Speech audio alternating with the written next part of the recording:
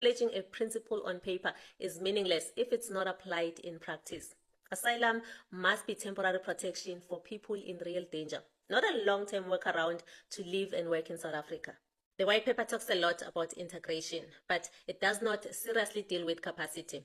It also avoids one of the biggest realities on the ground. There are millions of people who are already in this country illegally, and the document is not clear on what government plans to do about that. Silence is not a plan. That's why as SACR, we are proposing a clear guiding principle that we believe must be written into this policy. Our proposed wording is simple. All immigration, asylum, permanent residence, and citizenship statuses are privileges granted in the national interest and are conditional on continued compliance with the laws and constitutional order of South Africa. Without this clarity, enforcement will always fail. We also say asylum must return to its original purpose: temporary protection for people fleeing real danger, not a long-term alternative to economic migration. Now, that's where the first safe country principle should be enforced in practice, not just mentioned in policy. On visas, we propose clear objective grounds for revocation, such as fraud, misrepresentation, criminal conduct, or actions that threaten public order or the national interest. In many countries, visas are conditional and can be withdrawn.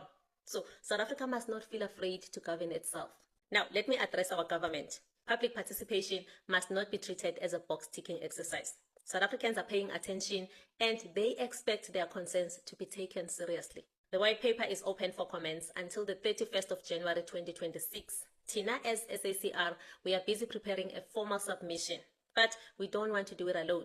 We want to carry the voices of South Africans with us. That's why we have created a Google form. Please check the link in my bio. You can do two things when you get there. If you want to share your views in your own words, you can do so.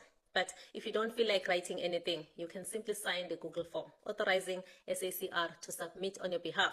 That signature will count as part of a petition supporting stronger, clearer immigration laws. Now, our submission deadline, SACR submission deadline, is 26 January 2026.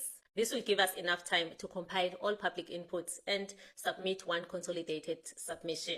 If you want your voice included, please don't wait until the last minute.